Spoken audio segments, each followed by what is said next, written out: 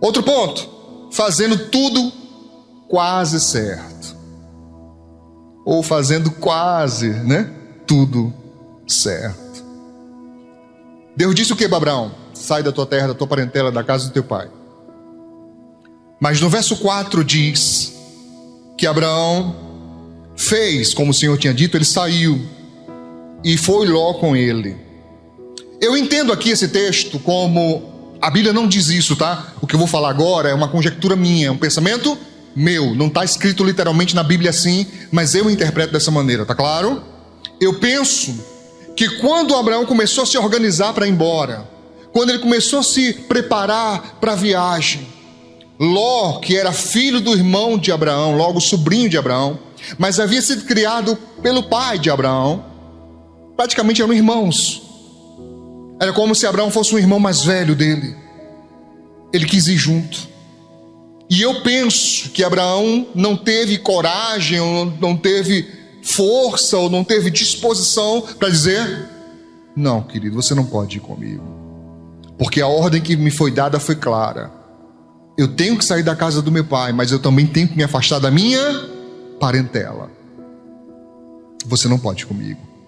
E eu vejo isso como a nossa dificuldade de dizer não. E é uma dificuldade real, irmãos. Em alguns aspectos da nossa vida, talvez não em muitos, talvez não em todos, mas em muitos aspectos da nossa vida, nós temos dificuldade de dizer não.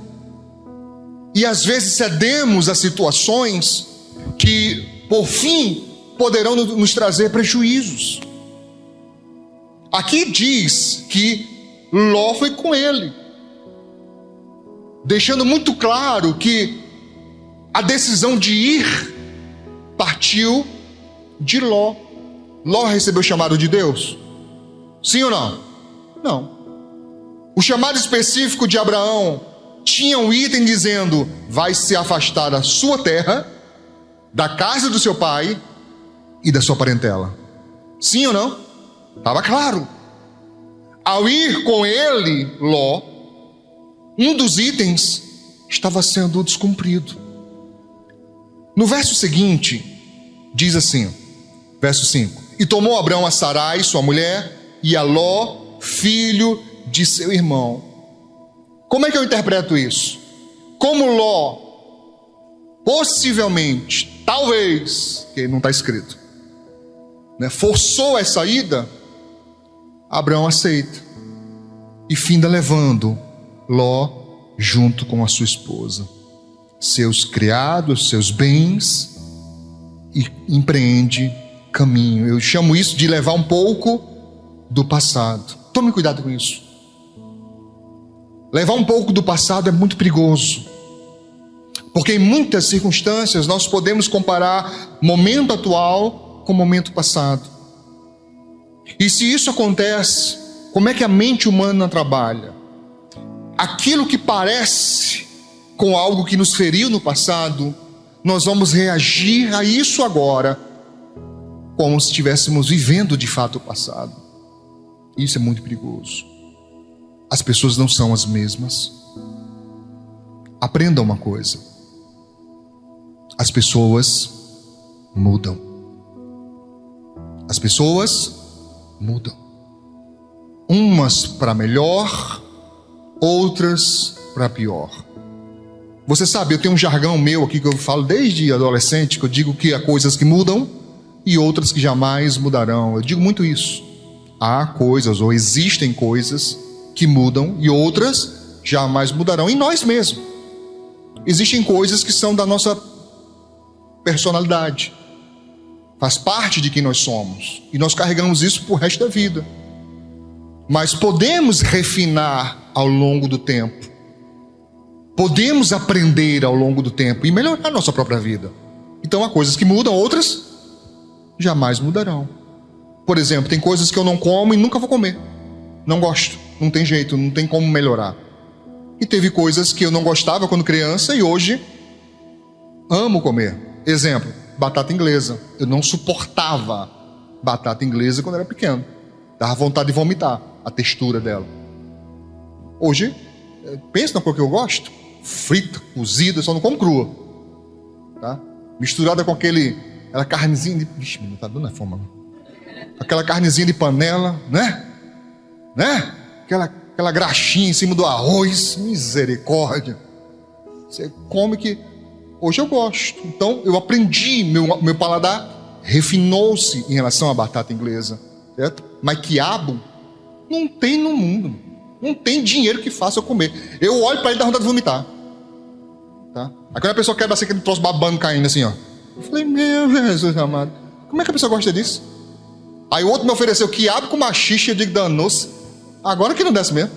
Não gosto nem de um nem do outro. Mas tem gente, meu filho, bota um quiabo com machixe, feijão verde, tá?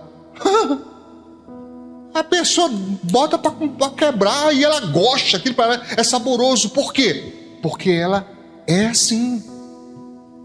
É assim. Por exemplo, sushi. Conheci um rapaz, mestre em sushi. Ele falou assim, pastor, você vai lá, certo? Você não vai pagar nada. Eu falei, querido, se você quiser dar essa promoção aí pro meu filho, eu levo, mas para mim não, pastor, mas é bom. Eu digo, bom comer peixe cru? Não, pastor, mas tem um negócio frito também lá. Eu digo, meu filho, depois que o escondidinho me pegou, nunca mais eu como o que eu não estou sabendo. Porque escondidinho é um perigo, meu filho. Depois que ele se revela, você paga o preço. Eu digo, não como mais não, eu quero saber o que eu estou comendo. Negócio embrulhado dentro de um negócio verde lá que eu não sei das quantas. Não, mas tem os fritos também. Eu digo, frito eu como em casa. Dou maior valor, peixezinho frito, um pirão e arroz. Mas negócio escondido lá? Não. Meu paladar não aceita. Mas tem gente, meu filho, que pega aqueles pauzinhos lá. Eu fico imaginando ele com aqueles pauzinhos na mão. Aquilo ia ser uma briga tão grande, tá? Tenho certeza que com 2 minutinhos eu ia pedir um garfo. Dá um garfo aí, não vai não, com esse negócio não, de palitinho não. Tem paciência para isso não, tá? Acredito que nem com guia eu consigo, meu filho. Não dá certo não, tá? Então não, filho. Você pode refinar algumas coisas, mas outras...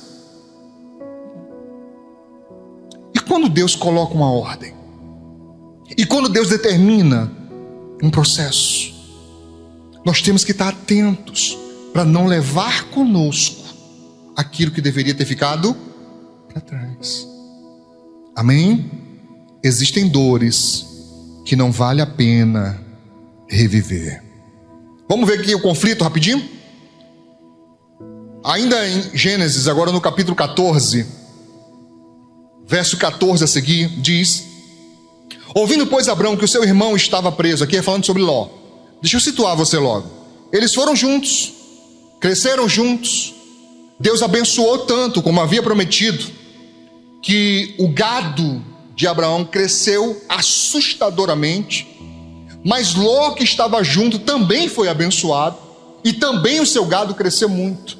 Mas houve então contenda entre os pastores das ovelhas. Gado que eu estou falando aqui, irmãos, não é só boi não, tá? Era basicamente ovelhas e cabras. Tudo bem? Gado que a Bíblia fala não é só bovino, é todo tipo de animais de criação. Então, cresceu muito, chegou um ponto que os pastores de Ló começaram a discutir com os de Abraão, né? Debatendo e questionando por espaço, e aquilo se tornou um problema insustentável. Até que Abraão chamou ele e disse: olha, não dá certo essa contenda entre nós, somos parentes chegados, está aí a terra diante de nós, escolhe para onde você quiser ir, eu vou no sentido contrário. Você conhece a história. E Ló escolheu as campinas do Jordão, se guiando por sua lógica: eu sou pastor de ovelhas. As campinas, o nome já está dizendo, é grama, é relva, é verde, tem água, porque é margeando ali, né, o rio Jordão. E do outro lado é deserto. Abraão que deu o jeito dele, mandou escolher, escolheu o melhor, escolheu as campinas do Jordão. Mas você sabe, ele foi armando sua tenda, diz a Bíblia, até chegar em Sodoma e Gomorra.